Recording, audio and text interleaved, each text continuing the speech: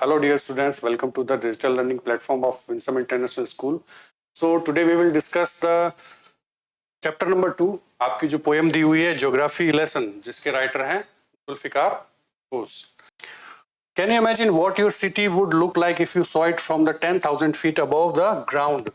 आपको पोएट क्या कह रहे हैं कि आपने कभी इमेजिन किया है कि आप अपनी सिटी को अगर कहाँ से देखें, 10,000 फीट की ऊंचाई से अगर आप उसको देखें तो आपकी सिटी या फिर आपका शहर कैसा आपको ऊपर से दिखाई देगा.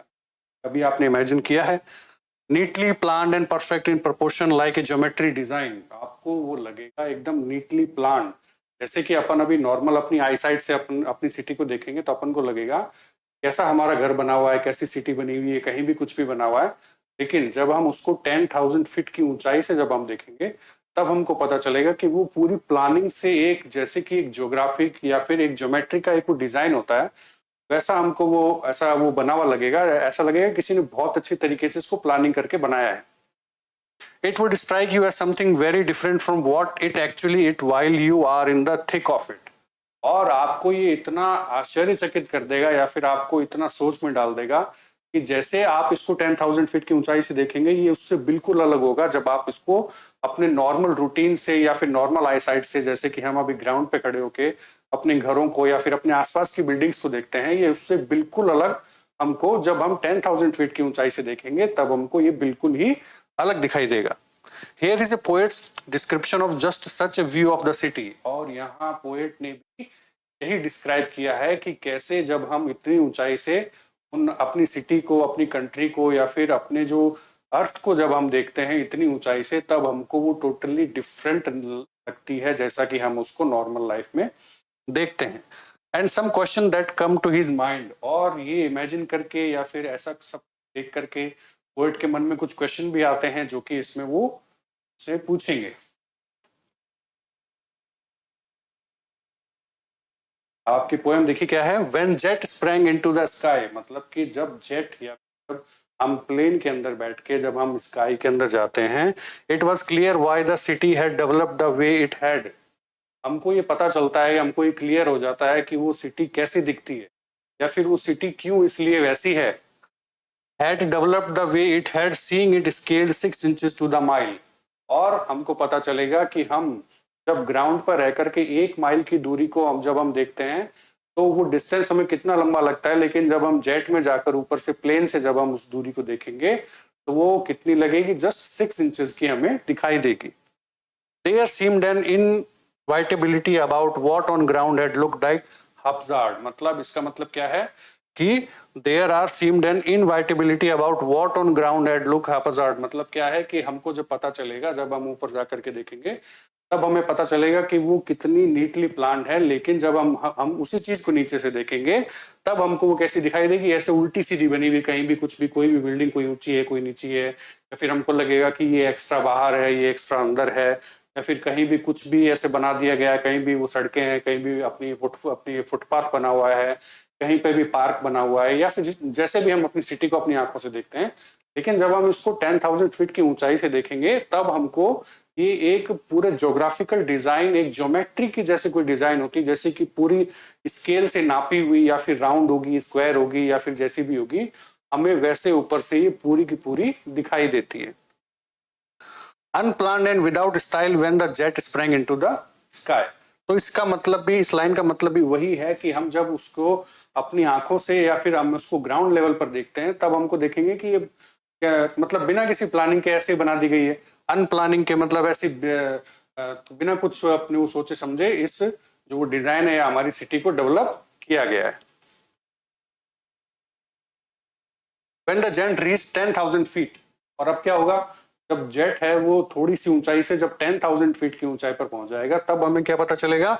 It was clear why the country had cities when the rivers ran and why the valleys were populated. इसका मतलब क्या होगा, इसका मतलब हमें ये पता चलेगा कि जब हमारा जो प्लेन है वो जब 10,000 फीट की ऊंचाई पर पहुंच जाएगा तब हमें पता चलेगा कि हमारा कंट्री, जो हमारा देश है, वो किस तरह से प्लान किया गया है. उसमें क्या क्या है. had cities where the rivers ran and why the valleys were populated. तो हमको क्या पता चलेगा, हमको ये पता चलेगा कि जो हमारी कंट्री के अंदर जो सिटीज हैं वो सिटीज कहाँ पर सबसे ज्यादा है? वो सिटीज सबसे ज्यादा वहां पर है जहां पर की रिवर्स है ना? जहां पर की पानी है, जहां पर रिवर है, वहीं पे सबसे ज्यादा क्या है? सिटीज हैं। उसके आसपास सबसे ज्यादा लोग जो हैं वो रहते हैं। और हमको पता चलेगा कि वैलीज इतनी पॉपुलेटेड क्यों है। हमको पता है कि एक इंसान की या फिर किसी जो भी इस पृथ्वी पर या फिर जो भी इस अर्थ पर जो भी सांस ले रहा है इंसान, या फिर जो भी जीव जंतु भी अगर सांस ले रहा है, तो उसकी प्राइमरी नीड क्या है? सबसे पहले उसको खाना और पानी चाहिए।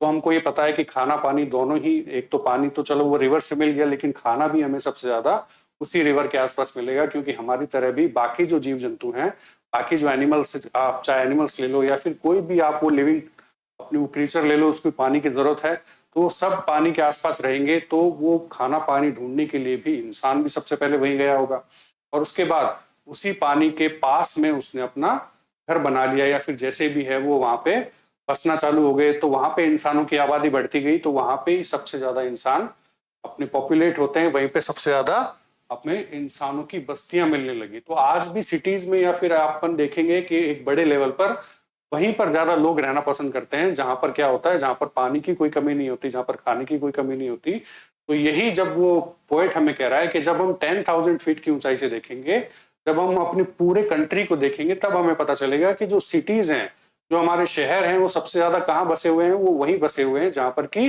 रिवर है।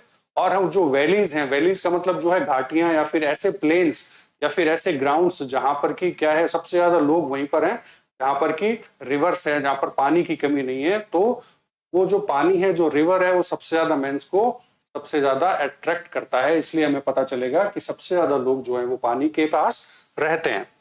The logic of geography that land and water attract man. और ये तो क्या है, ज्योग्राफी का एक लॉजिक है। क्या है ज्योग्राफी का लॉजिक? कि पानी जो है हमेशा से इंसान को अट्रैक्ट करता आया है। वही बात जो मैंने आपको थोड़ी देर पहले बताई कि जहां पानी होगा वहीं पे इंसान सबसे ज्यादा होंगे। Was clearly delineated when the jet reached that 10,000 feet। और फिर से वही इसका मतलब है कि हमें वही पता चलेगा कि सबसे ज्यादा जब हमारा प्लेन 10,000 फीट की ऊंचाई पर पहुंच जाएगा, तब हमें हमारी कंट्री को देख करके पता चलेगा कि सिटीज जो हैं या फिर जहां भी सबसे ज्यादा जो लोग हैं, सबसे ज्यादा जो पानी जो है वो इंसानों को अट्रैक्ट करता है, तो सबसे ज्यादा लोग भी हमें कहाँ मिलेंगे? हमें सबसे ज्यादा सिटीज कहाँ मिलेंगी? पानी के पास मिलेंगी। चलिए आगे। When the jet rose 6 miles high। और जब हमारा जो जेट है, हमारा जो 6 माइल की दूरी पर चला जाएगा, 6 माइल जब ऊंचा चला जाएगा, तब क्या होगा? It was clear the earth was round and that it had more sea than land. तब हमें पता चलेगा कि सबसे ज्यादा जो ये अर्थ है, ये हमें कैसा लगेगा? राउंड दिखाई देगा। और क्या हमें पता चलेगा? Then it had more sea than land, कि सबसे हमारी धरती पर लैंड के बजाय हमारी धरती पर सबसे ज्यादा समुद्र है, सबसे ज्यादा पानी वाले जो एरिया है। जैसे आपने कभी ग्लोब देखा हो, तो ग्लोब में हमको ब्लू वाला जो एरिया होता है, जो कि पानी वाला एरिया है, जो कि सी वाला एरिया है, वो हमें सबसे ज्यादा दिखाई देगा। तो हमारे जो लैंड पे, हमारे पूरे अर्थ के ऊपर जो है वो लैंड से ज्यादा क्या है? सी है। But it was difficult to understand then that the men on the earth found causes to hate each other, to build walls across cities and to kill. From that height it was not clear why। Last जो आपका paragraph है उसके अंदर क्या दिया गया है? But it was difficult to understand. लेकिन ये जानना मेरे लिए मुश्किल हो रहा है। पोएट ये बता रहा है, ये जानना बहुत ही ज्यादा मुश्किल है कि the man on the earth found causes the hate to each other. क्या हो गया? इंसानों ने एक दूसरे की नफरत करने का तरीका क्यों सोच लिया? जब इंसान इंसान से नफरत करने लग गया है, तो उसने ये तरीका क्यों फाउंड किया? उसने क्यों ढूंढा कि हम एक दूसरे से नफरत करें? और उस नफरत को करने के लिए उसने क्या किया? To build walls across cities to किल।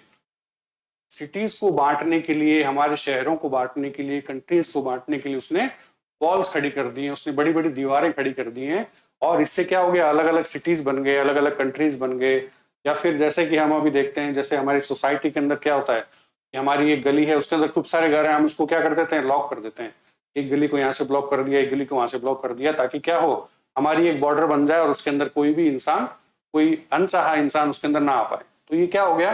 ये ऐसा हो गया कि हमने हमारी बॉर्डर्स को बना लिया है, हमारी बॉर्डर्स को एक वो लिमिट दे दी है कि इससे आगे हमें नहीं बढ़ना है, या फिर किसी और को इसके अंदर नहीं आना है। तो क्या हो गया, इंसानों ने एक दूसरे से नफरत या फिर लड़ाई या फिर किन्हीं और कारणों से क्या कर लिया है, बॉर्डर्स बना ली हैं और कंट्रीज को, सिटीज को या फिर हमारे घरों को भी क्या हो गया है, एक दूसरे से अलग कर दिया है, एक दूसरे से सबको अलग अलग बांट दिया है। और यही नफरत के बारे में जो हमारा जो पोएट बोल रहा है कि मुझे ये चीज समझ में नहीं आती है, जबकि मैं 6 माइल ऊपर से भी जाकर के देख लेता हूं, लेकिन मुझे इस नफरत का कारण समझ में नहीं आता है।